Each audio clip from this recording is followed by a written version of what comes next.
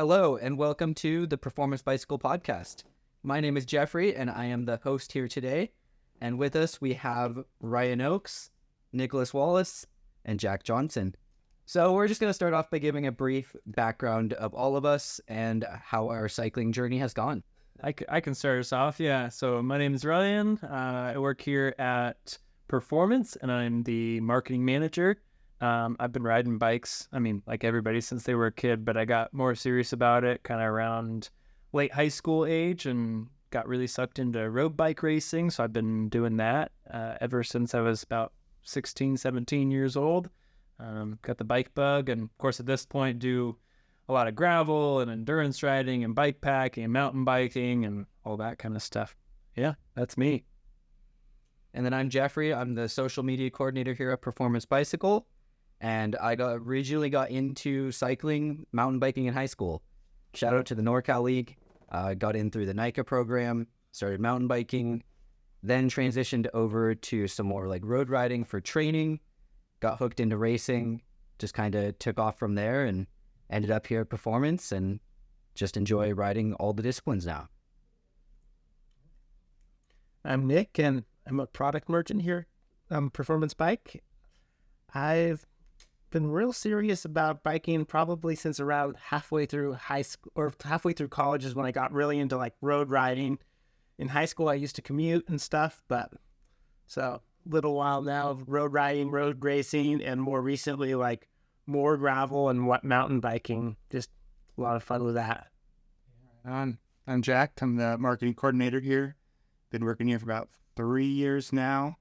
Got into bikes a lot later than these guys. I ran cross-country and track at Chico State here in town, and then got into bikes right at the end of my college career. So, but riding all the bikes now and got them all in the garage, all kinds of them. But definitely influenced by working here a lot to get more into bikes. It's been a lot of fun. Heck yeah. Always good to transition from running to cycling. Yeah. So much better. We cover so much more ground. It is. But okay, so that's just a brief little background of us here at Performance. We're going to go ahead and hop into the next segment, which is just going to be hot and new products. Recently, I'm sure as everyone has seen, SRAM has come out with what they dub the transmission group sets. Yeah. And there's a lot to go with them. They're dropping the derailleur hanger. Everything's direct mount. It's rather bulky, I would say. There's many different variations for it too. What are your thoughts on it, Ryan? Yeah, they initially launched 3 tiers of the group set, and just last week or the week before launched kind of the approachable group set for everybody, the GX level. I agree, it's kind of got if you're talking aesthetics, a bit of a bulky look to it. That really heavily machined crank is very, it's got a certain style about it, I guess. I don't know. I'm obviously, here at Performance, we tend to be kind of a little more leaning toward drop bar bikes. So the application for us on this transmission is just exciting to see with the development of a lot of people using mullet setups on gravel bikes, how this is going to really affect that. And I've really yet to see a lot on that. I've seen little glimpses of people mulleting their gravel bikes with a SRAM transmission, but I think the sticky point is there are not a lot of brands yet doing that UDH, the universal derailleur hanger, that would allow you to run a transmission on a gravel bike. Yeah, it's a relatively new thing, but like you said, there are people that are doing the mullet setup. We saw Keegan Swenson and various other athletes at Unbound doing it. So it is functional, obviously.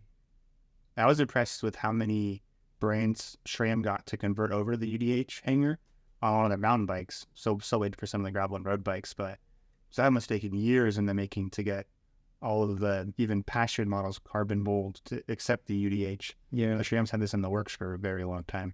And with that, do you think they're going to start converting road bikes over too? Like, there was that bike that was leaked at the tour. What was the brand that had it?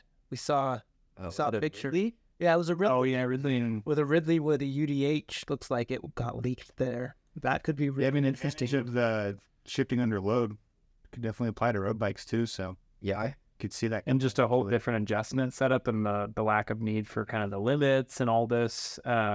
There's, if you did it with a road intent, but brought a lot of that same technology over, I could totally see it applying. I could see it happening, but I do see it happening maybe 3 or 4 years down the road. Yeah. Because with the whole mountain thing, they had all those years to get manufacturers over to UDH. And right now, even new bikes that are being launched with big brands are not coming with the UDH. Yeah, So absolutely. if it was in the works soon, I would think that would already be happening. I think a key point on that, and maybe to give SRAM some credit here, is when they started talking about UDH a few years back, they talked about it in the context of we're making a universal derailleur hanger. And the value for everyone here is instead of hundreds and hundreds of derailleur hangers for all these different brands and models, is we're all going to go to one. You know, we've kind of standardized this rear end spacing and, you know, all that stuff. So they said, hey, let's just make one derailleur hanger to roll them all. And I remember sitting there going like, yeah, why didn't anyone do this a long time ago? It was a long play though, because that was really priming the industry to, get transmission out there that requires these UDH compatible frames. So it may be more in our face when they decide to launch the road product, because we all kind of know what UDH is now. There's no kind of hiding it anymore, but yeah. Yeah, because I read a few like stipulations that like, oh, this new red group set could be UDH, because there's probably a new red group set in the works right now. But I just think it's a little bit early for it to be UDH. Yeah. Well, on the topic, I guess, that Ridley does have their kind of one of their newer carbon all-road models on their site is UDH compatible. So that's the first one that I've seen in production that isn't a dedicated gravel bike that is UDH compatible. So I think we're ways off probably, but it's probably a matter of time. I do think with that though, more gravel bikes are going to be coming with the UDH in the future. Yeah. That's where I'm surprised more aren't already though, because the brands knew the UDH was coming to the mountain bikes, but they didn't change their gravel bikes to accept that new mullet setup. It makes me wonder if they weren't like forecasting that the mullet was going to become such a large thing. Yeah. The only other thing I can figure is some of the brands really get into the nitty gritty with their spec. And with UDH right now, the only cassette options are truly that 10 to 52 range, which I've noticed a lot of the gravel mullet people are running the 1050. And so you have that as one factor.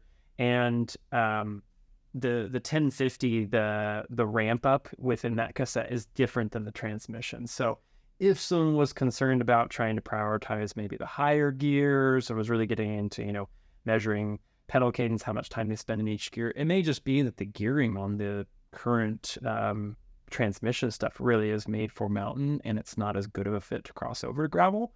And so these brands like, we'll just stick with 50. That's working great. I don't know. It could be something like that. I'd say it's something to really look forward to though. I mean, the developments that could come from this are pretty massive. Yeah, absolutely. I just hope that they, at some point, standardize their chains a little more, because at this point, SRAM's got 3 different 12-speed chains going on. Yeah, that's really confusing. We've got the like a classic 12-speed mountain chain. You've got the 12-speed flat top road chain, and then the 12-speed flat top T-type transmission chain, that's confusing. It's too many. 12-speed chains.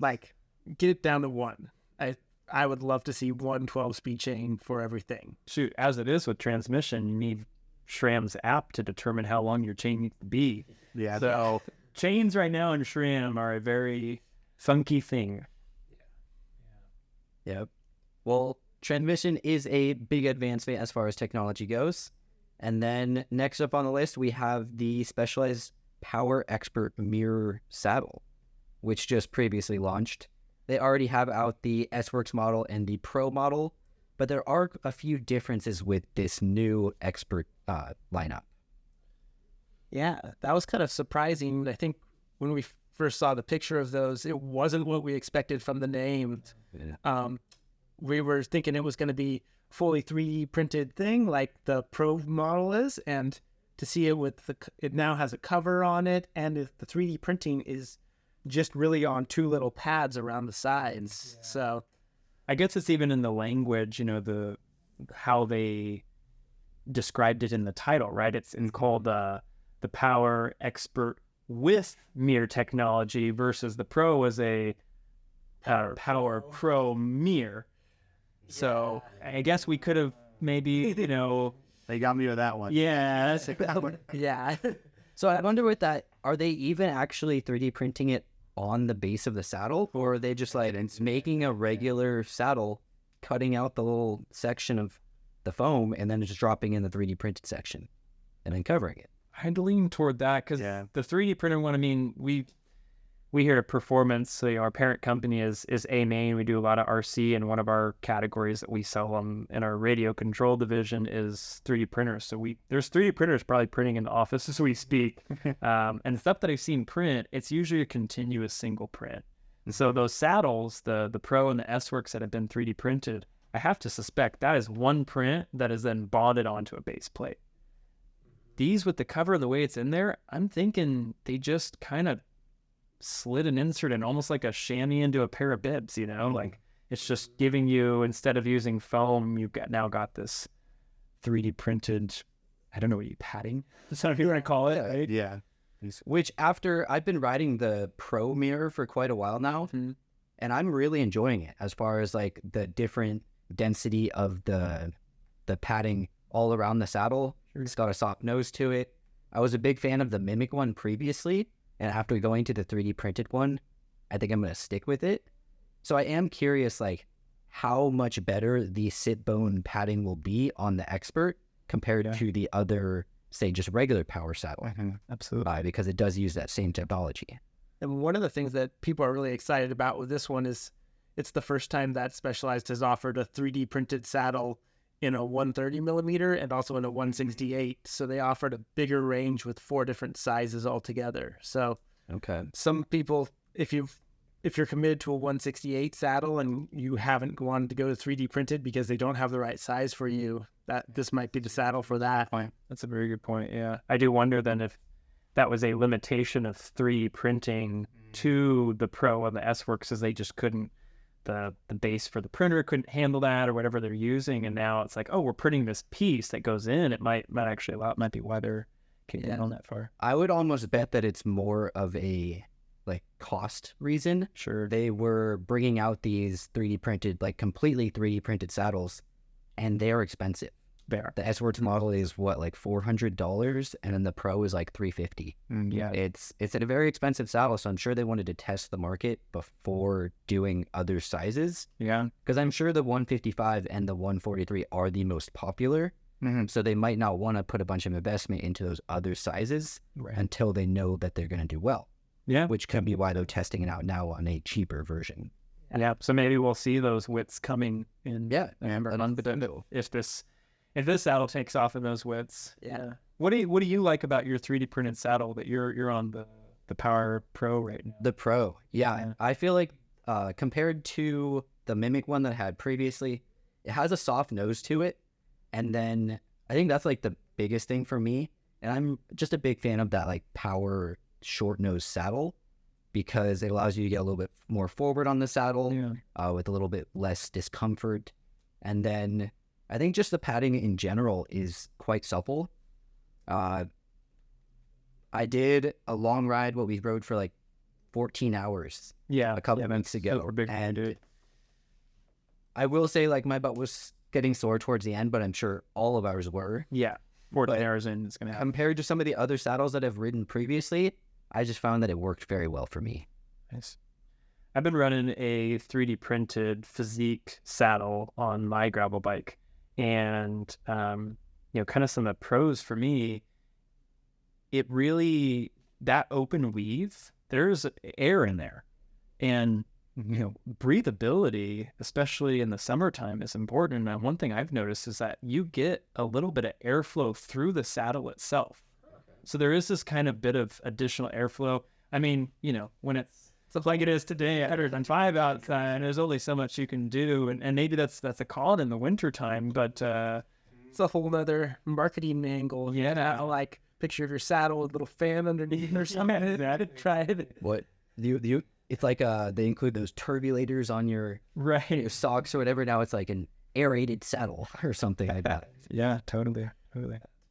I do. The one thing I'm curious to see with 3D printed saddles as we go forward is the long-term durability of because now you've got no cover, which could be a good thing depending on what the cover's made out of as far as durability goes, and you've eliminated any foam, which also could be a good thing as far as durability goes.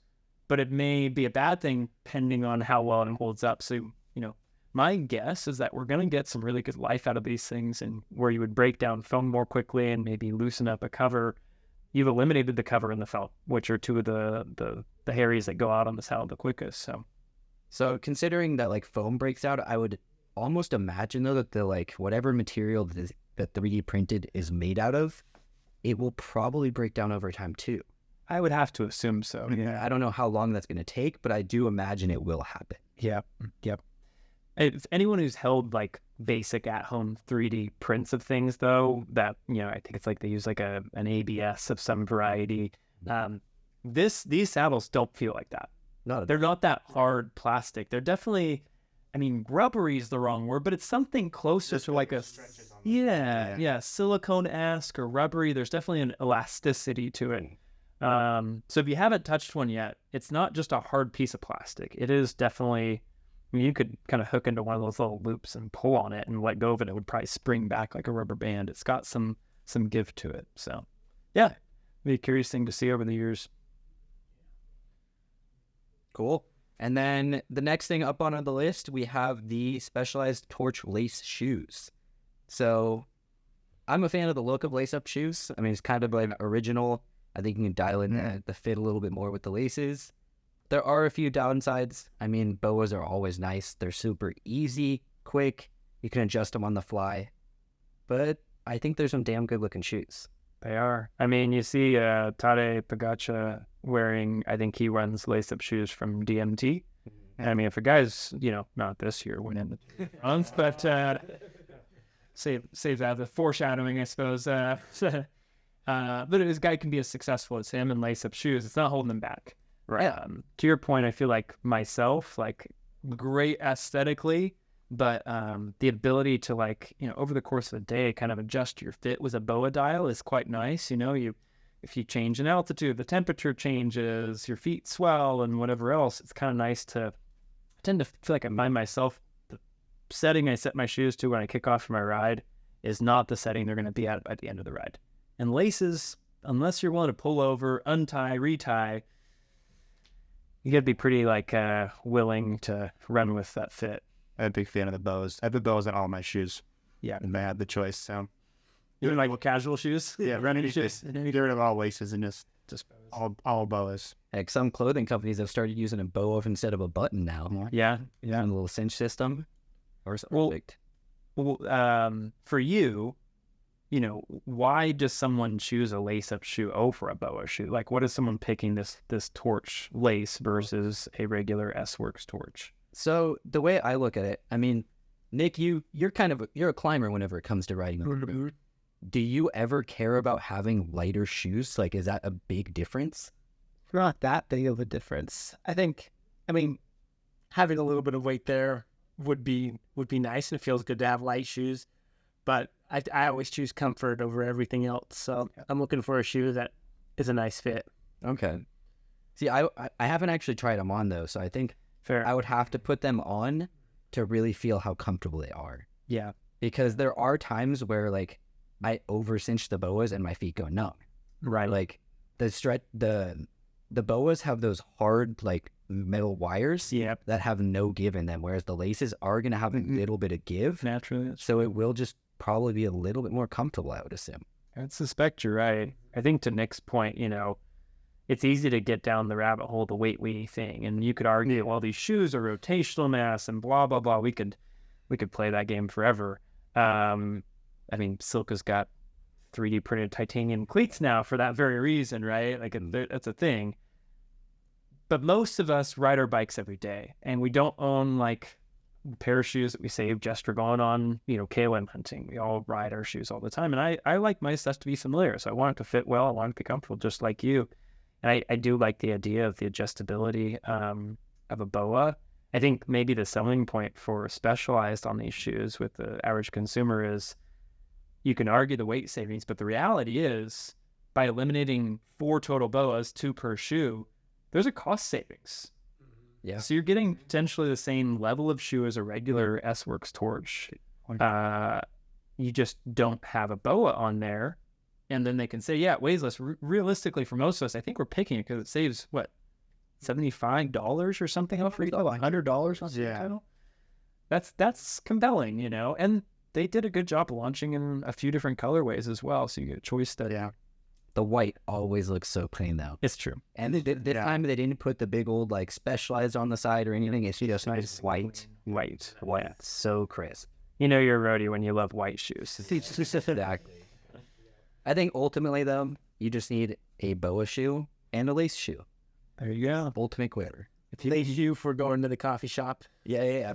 Coffee shop right. The whole purpose, it's your hipster look shoe and it's your KOM shoe. Then you get your workhorse shoe that you can get dirty at night all day long. There you go. That's the way to do it. Yep. Okay, so I think that about wraps it up for new products this week. But the next section that we're going to hop on into is pronouncing professional riders' names. Oh boy. We're going to start with Brian. Dear goodness.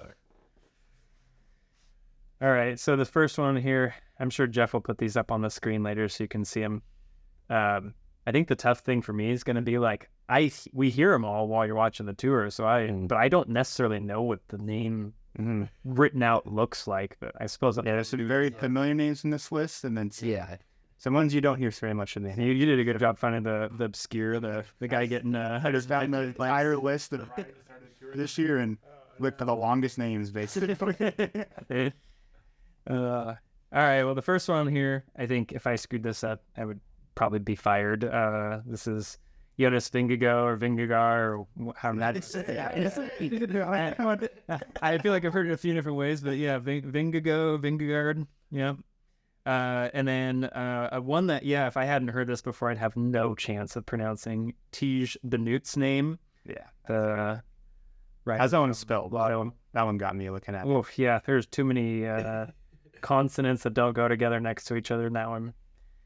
And then, we got, old Pogacar, Tade Pogacar, something like that.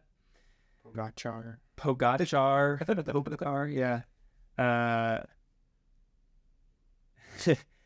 Daniel Felipe Martinez Poveda, I think.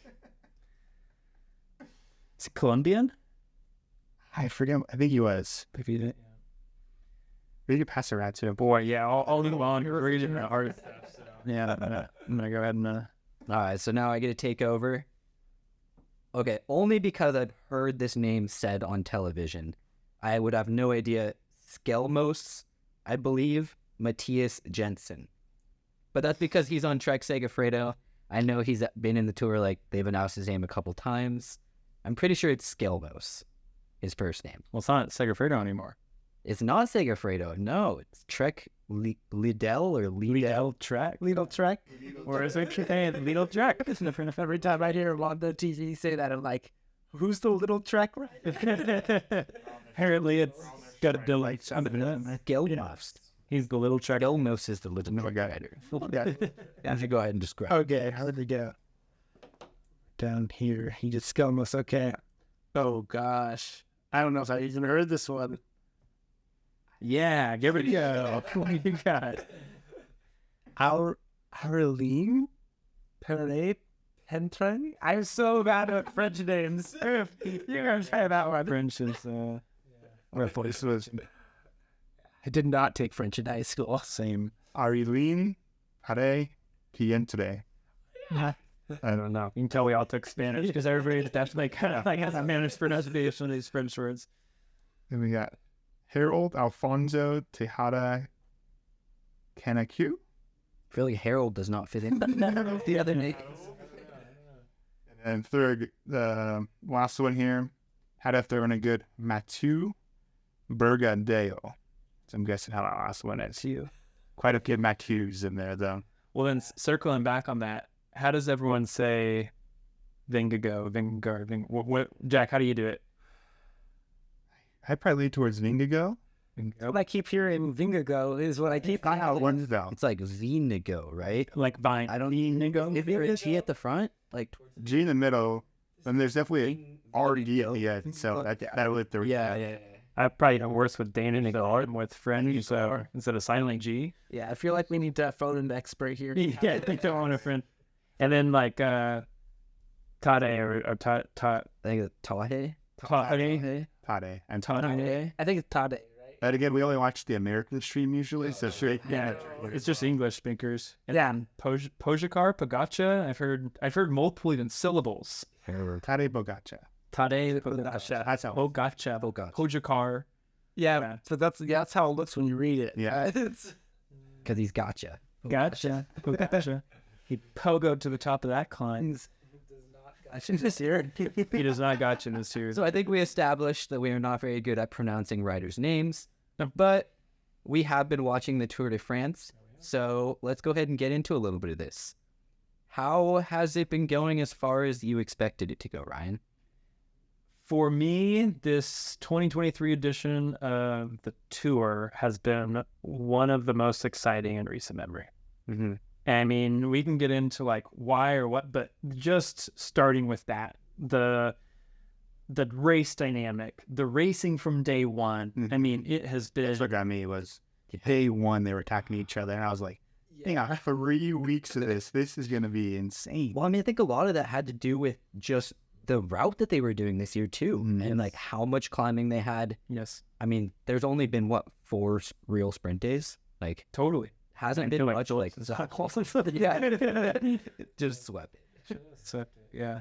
I mean, a few elbows here and there and a few line changes. Man, yeah. If there's questions, Depends who you ask somebody. Exactly. Well, then, since it got started early on that topic, traditionally the Tour starts off with the prologue time trial, and the reasoning for these prologue time trials is to establish an initial GC order to make the racing a little bit safer. Because if you roll into stage 1 and all bets are off, the playing field is completely level, somebody realizes that stage 1 equals a yellow jersey. And there's a lot, and everybody's fresh, everybody's trained up for it. They're not 2 weeks into the Tour. What do we think about not having a prologue this year? I love it. I mean, it just makes for very exciting racing. It does. The Yates brothers 1-1-2 on stage 2. Yes, on 2. Yeah, Stage 1. Was that stage? That was stage 1. That was a pretty good race at the Tour, and that was pretty cool. Yeah. I'd say 2 brothers go. 2 climbing brothers. Yeah. And the games they were playing with each other on different teams leading into the finish was like really, really exciting. Yeah. I have to imagine the riders might not agree because there was also a lot of crashing that first stage. We lost some important riders in the Tour kilometers into the first stage. I believe like Carapaz crashed out that first day. Yeah. There's quite a few, like bigger names, like GC favorite. Maybe not favorites, but like all the lists. GC riders for their team. EFGC rider was gone, like 50K in stage 1. Yeah, the one person I think that benefited though was Nielsen Paulus having some more freedom to go for some KOM points, which was pretty fun to watch. Yeah. I mean, they didn't really release like their plan for the Tour necessarily ahead of time. Well, I think it changed. I feel like that was probably in the plans to begin with. 2 hours to a point. 2 hours in there playing. We're gonna go to. That wasn't even maybe plan A, B, or C. That's just like we need to make up an entirely new plan. Well, Nielsen's up the road, so yeah. Speaking of Nielsen, we're all big fans. Mm-hmm. Nielsen, we're based. Performance is based here in Northern California. We're out of Chico. And if you don't know, Nielsen is from about an hour and 15 minutes away in Roseville, California. So feels a little bit like kind of hometown hero, hometown boy, as well as like my coming up racing. I've raced with Nielsen at least a few times that I can recall. Well, as I raced with him, he was usually, well off the front while the rest of us were kind of back in the normal person world. But pretty fun to watch this Tour this year. I was talking to my cross country coach from Chico State past couple of weeks, and Nielsen and I are pretty much close to the same age. And he found in his notes from recruiting years in the past that he was recruiting Nielsen the senior I graduated high school to cover a run at Chico State. So, but I'd say he made the right choice. Going for on the bike. But it would have been we would have overlapped years at Chico State. It was kind of funny to think about. That. And I was off living in Europe. Yeah. Wearing a polka dot jersey in the Tour de France. So TV time. Yeah. For sure. Yeah, he held on to it for quite a while. Until like stage 16, 15, somewhere. Yeah. They had it, and you lost it for a day. Yeah, just a day. Didn't Yeah, take like I had at least 10 days in it then. And we were kind of hypothesizing that, Nielsen is, I mean, it's the climber's jersey, and he's not a climber. He can climb well. He can climb well, but he's not a climber. Nielsen was sweeping up the jersey because, one strategy is to get in the breakaway and sweep up those intermediate points. And he just kind of got an early lead and maybe too many days in the breakaway in a row. And it's a lot of energy to be out front for 150 days with, 1, 2, 3 other guys and having to go for these points. Because, I mean, those first few days when he was in the jersey, we saw him. He was actively celebrating coming through, sitting it out, and every single one. He had arms in the air and clapped it, and he seemed like he was having a good time. It was definitely fun to watch. There was also plenty of stages where you could tell he was hurting too, though. Yes. And I'm sure some of it was like knowing like you got to conserve for some of the bigger days, and like I just got to drop out of the group today so I can like have an easier day to be better off the next day or something. Right. I mean, it's the Tour de France. It's not easy to do. Yeah, I think our expectations get skewed with how dominant the top riders are nowadays. Yes. Or they're at the top of the mountains in the first group every single day. Yeah. That's almost what's expected now. Yeah. So that's the climbing jersey. How about, let's say, like the green jersey? Going into this, I can't say that I had any specific rider that I thought would walk away with it. I assumed that Mads Pedersen would be one of the top contenders, which he still is like a top contender. He had one finish, one win, but it seems like Philipsen's just like walked away with it. Yeah. I haven't done the math, but I don't know if there's even enough points left for anyone else to. I think like he has it. When they offer that many points for winning stages, I do. Yeah. He has 4 wins? I believe he has. As of now? Yeah. And is it 4 in a row, or is it 3 in a row? And we're at what stage? I think it was only 19 to literally just. Yeah. I haven't watched the stage today, but yeah, we're at stage 19. So I mean, it's funny to look at the green jersey list, and I guess this always happens, but it feels a little maybe different than usual for me this year. Is kind of in the top few. You actually have the 2 main GC guys in the green jersey competition, just from their stage victories, picking up enough points for those spots, or their times up the road where they rolled through a sprint point. No chance of winning it, and no care to win it, but it is like. I'm going to say it had been 2 years ago now when Tade won. I think he won the yellow jersey. And then I obviously won the white jersey too, being in that group. I think he also won the polka dot jersey and was close to winning the green jerseys. So just like this level of riders now is just insane that they can do everything. And I think a lot of that just comes down to like how the sprint points are gotten though, because there's so many like intermediate sprints on hilly days. Yeah, where you got to be able to climb in order to get to the sprint. Well, I have to suspect too that the race organization is having to adapt their courses now to kind of this current generation of rider. They probably typically, I'm just guessing here, set the course with the idea of like there is a dedicated green jersey contest, there's a dedicated climbers contest, there's a dedicated GC contest. But the reality is these guys on GC right now are racing so differently than prior generations and prior eras. They are high up in all the other contests. It's not unheard of, but it is like kind of like it wouldn't be surprising to see a GC rider wearing, or on paper wearing, all 4 jerseys. Like they're young, they're the best overall time, they're taking sprint points and winning stages, and because of that, they're going up all the climbs faster than anyone else. It's like, that is possible. I am slightly disappointed Van Aert decided not to go for green this year. I think he easily could have gotten it. He's very consistent in the sprints. Even with not winning all the sprints, I mean, just sweeping up all the intermediate points, I think he could have taken it. Yeah, but speaking of the green jersey, or sprint jersey, I guess, was seeing Cavendish crash out after the day before, being like a bike length away from getting the record. It was now Steph bike length because of a potential mechanical, that was really sad. Potential deviation there as well. Yeah, tough to make that. And knowing the form that he's on right now, seeing his performance at the Giro, the guy, I mean, is he 38 now? Like, he's on the cusp of the end of a career, and he's on the cusp of this record-breaking thing, and that it's become quite the drama of like, will Cav come back? And, you know, a broken collarbone and training to have a team willing to take you to tour again, to just sweep up at least one stage. It is, with the dry spell that Cav had for so long, it's a big ask. Yeah, was it last year he won a couple stages again? Yeah. Okay. Two years 2 years ago. ago. 2 years. Yeah. Because that was, Last year, Quickstep decided not to take him. yeah, They thought it was a bold move on their part. that was focusing on Jakobsen, right?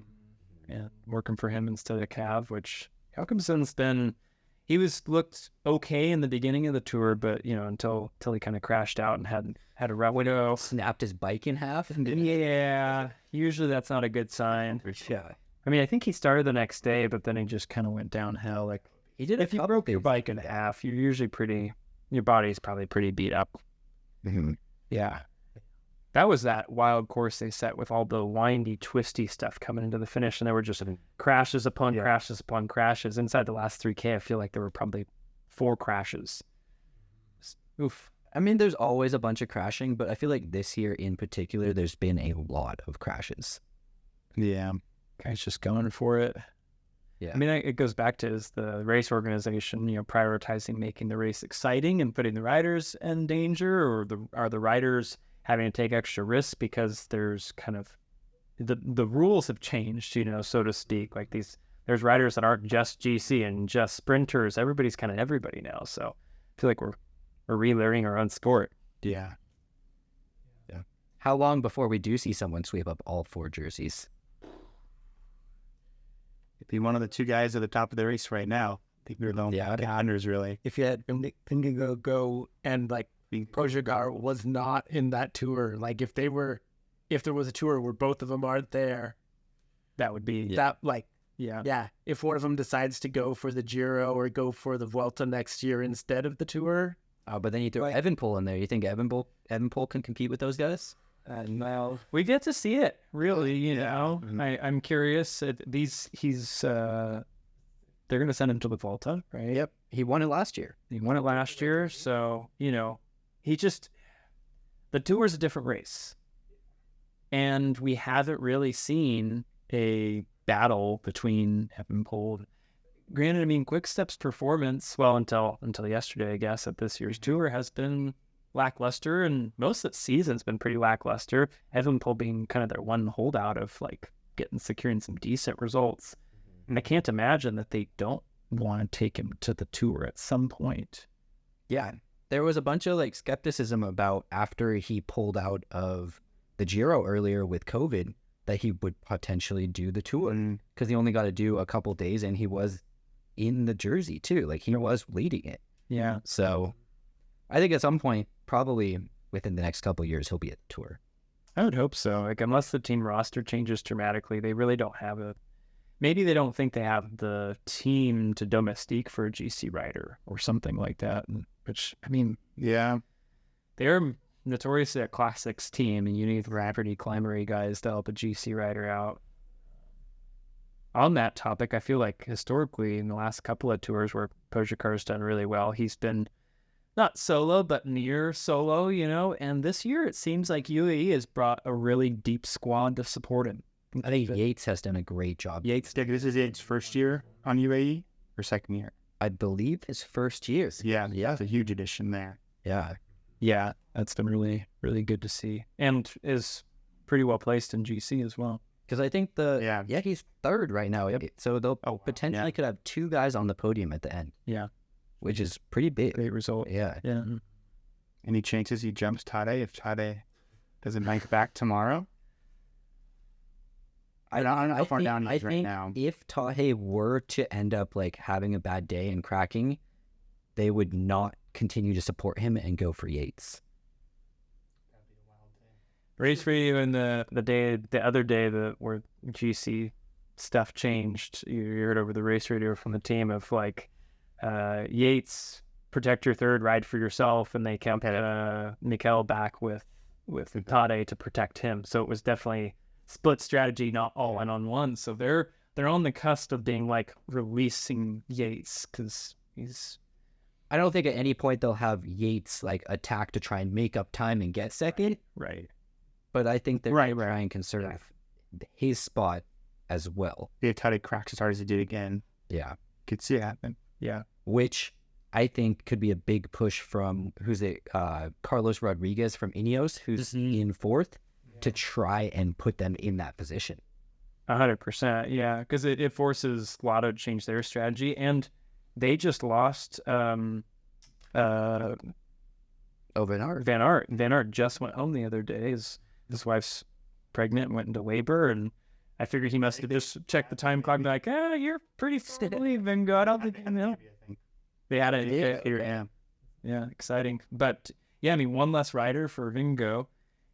It would force a different strategy than they've been playing. I mean, granted, Tish Benoot has looked great this whole tour. Sam Koos has looked great this whole tour. Maybe a little off his form is what's the Frenchman on the team on Lotto? No, I'm drawing a blank on his name. He's been dropped a few times, and Laporte. Oh, Laporte, yeah. Laporte, yeah. He's not that he looks bad, but maybe he hasn't been what we saw last season out of him. Yeah, I mean he's a bigger guy though too, so I'm sure he's still putting in a ton of work on the flatter stuff. Right. He's just not quite a climber. Not really making the TV coverage. Yeah, exactly. Fair enough. I'm sure he's still riding incredible. Yeah. Wouldn't doubt it. But so with that, there was a few new kits launched for the tour. A couple different like white kits. Bahrain Victorious came out with a white kit, as did Movistar. Movistar did a special tour kit. Yeah. I was hoping that EF would do another like limited edition. Yeah. They do that one with like Palace skateboards. They've done a couple times before. And that's for the Giro though. Oh, was that for the Giro? Yeah. Okay. Well, I hope to see that again. Those are always super. I've been more impressed with the colorways of the bikes this year. Yeah. There's some really cool looking bikes. The Madone they've been riding. Oh yeah, Pedersen is on. Pedersen's like not quite oil slick, but like fully chrome like a bike almost. So the new Madone was like a pretty sweet. Quinn Simmons was on one too. All chrome, looked very like Terminator. Yeah. Had some of the red, white, and blue because of the national championship. Yeah. Yeah, been a little bit of new gear. I don't think there's been too many like unleaked products in the tour yet, as far as like that rule change has kind of affected it a little bit. You're having the unreleased stuff out there. We think there's all sorts of bikes coming down the pipe, and we're not seeing them at the tour, and kind of scratching our heads. Since like I think they're not allowed to run them. Yeah, interesting. I'm sure we'll see them in the near future, though. I would suspect so. And then, so that about wraps it up for the tour and what's going on. Let's go ahead and get into what's going on here at Performance. So we do have a few things in the pipeline. Currently, if you have ever shopped with us, I'm sure you've seen that we sell specialized products, specialized shoes, helmets, any sort of equipment. But we are going to start getting into some specialized bicycles now. Do you want to explain on that a little bit, Ryan? Yeah, we've been a dealer of Specialized now for quite some time. We have a local brick and mortar bike shop here in town. If you're ever in town, come check it out. It's a great shop, really fun place. And we sold Specialized bikes over at that bike shop, but we've always just been limited to selling the equipment, wheels and tires and saddles from Specialized on our website. But recently, we were able to have some conversations with them, and so now we'll be selling the bicycles online as well, which we're super excited about. You've only been able to get them so far from Specialized's own website, direct to you, the consumer. Now you should be able to pop on our website and take your pick at what we got and buy one from us. And if you need a goo while you're at it, or maybe a nice performance branded t-shirt or something else to go with it besides just what Specialized sells, come check us out. Especially if you're in the greater kind of Northern California region, will be that stuff we fulfill. Typically the order will make it out the door same day. 99% of orders do, and it'll ship to you usually within a day if you're just use the least expensive shipping method. So be really fast. Yeah, we're very excited to hop on into this. Should be big things to come. So excited that Jeff's even got a new tarmac on the way. I've got a tarmac on the way. Nick, we're gonna be getting you a bike here shortly too. Yeah, big things. So that's more content for you guys to consume here shortly. Yeah.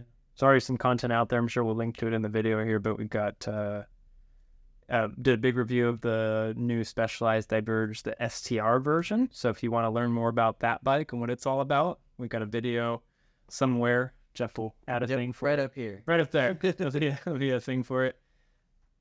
So the next thing up on our list right now, we have the Mammoth Grand Fondo, which we're going to be heading down and having a booth at the registration, as well as participating in the event. Yeah. Do you want to explain this a little bit, Jack? Yes, we'll be at the packet pickup at Footloose Sports on the Friday, I believe. Yeah. September 7th, I think, the day before the event. On the booth there, we're pretty excited about. We'll always have stuff to give away. We'll have like a tubeless demonstration going on for road tires, which we're excited about.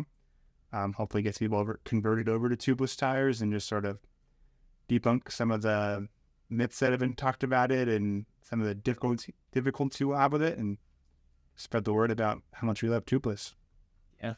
So if you're at Mammoth Grand Fondo and you have any questions regarding tubeless, make sure to stop by the Performance Bicycle booth, and we'll do our best to answer any questions and give you plenty of examples to ease your mind.